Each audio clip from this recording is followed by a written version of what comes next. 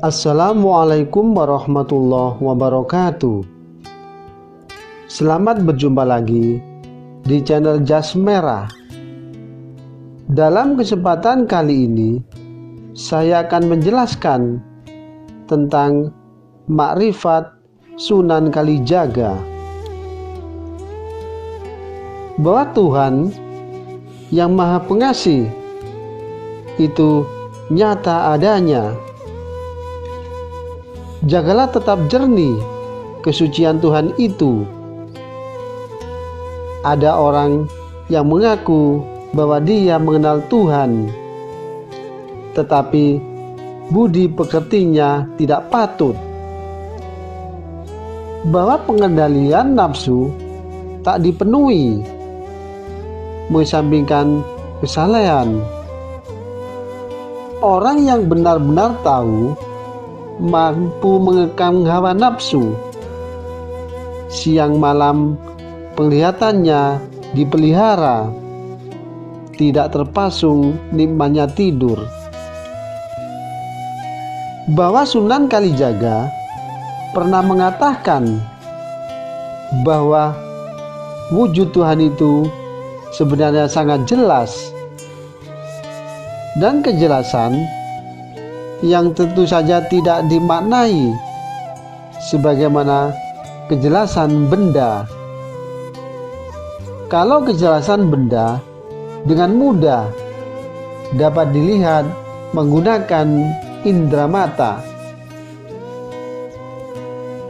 tapi kejelasan Tuhan hanya dapat dirasakan melalui sesuatu yang sangat jauh berada di dalam diri manusia, yaitu batin yang intuitif yang disebut dengan guru sejati. Bahwa guru sejatilah yang mampu mengantarkan manusia untuk melihat dengan jelas diri pribadi atau sukma sejati. Bahwa di dalam diri sejati itulah Tuhan bersemayam dalam diri manusia. Disitulah Tuhan duduk di atas arsy.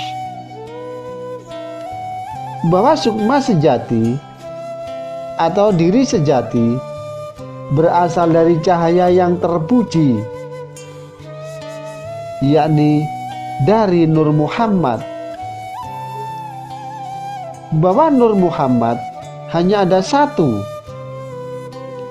yang selalu mendapatkan pancaran ilahi. Semua yang ada pada mulanya satu, termasuk manusia. Bahwa asal cahaya itu satu, pancarannya ke segenap arah. Inilah yang menyebabkan terjadinya aku yang jumlahnya sangat banyak. Meski sekarang kita melihat yang banyak, namun itu semua adalah perwujudan dari satu cahaya. Bahwa melatih kepekaan batin yang intuitif oleh karenanya sangat penting, sehingga berbagai macam cara dilakukan oleh peradaban manusia untuk menemukan Tuhan di dalam dirinya.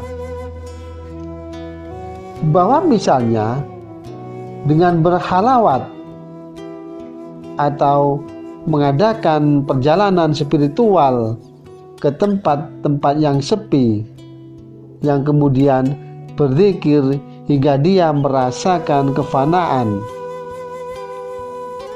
Dalam kesendiriannya, sang pejalan spiritual akan menemui banyak ilusi atau bayangan yang mempesona dalam batin.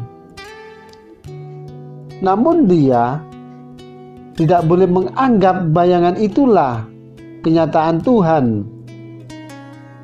Perjalanan diteruskan hingga pendakian memasuki godaan besar.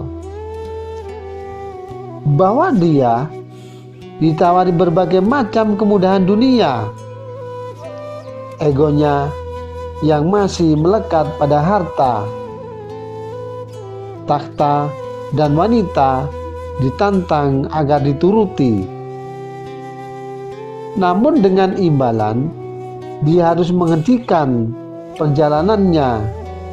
Ini merupakan tahap berbahaya menuju akhir tujuan. Bila perjalanan diteruskan lagi, dia akan sampai pada kesendirian dan kesenyapan yang tiba-tiba semua yang membebani egonya terlepas begitu saja, bahwa dia tidak butuh apa-apa. Di tahap ini, semua pendamping perjalanan yang selama ini menemaninya satu persatu otomatis terlepas. Bahwa pengiring batin terlepas, malaikat terlepas karena tidak sanggup menemui lagi atau menemani lagi. Bahwa semua saudara gaib melepaskan dirinya. Dia seorang diri menuju Tuhan, dan dia kini sudah dituntun oleh Tuhan sendiri untuk melihat sang panutan atau sang penuntun, yakni aku. Manusia sudah tidak bisa melihat aku sejati tanpa was-was, tanpa samar-samar lagi. Aku sejati itu begitu terang benderang. Inilah saat pikiran sudah tidak lagi digunakan atau disebut dengan no min. Dia sampai hidup suwung atau fana. Kata tidak lagi mampu untuk membahasakan apa fana itu, sebab kata sangatlah terbatas untuk menggambarkan sesuatu, apalagi ini menunjuk pada kata yang bukan kata benda dan bukan kata sifat, dan juga bukan kata kerja, serta bukan apa-apa. Sebab kita tidak membutuhkan berbagai alat indera dan batin lagi. Kita hanya pasrah, semele, sumara pada iradat Gusti. Demikianlah makrifat Sunan Kalijaga.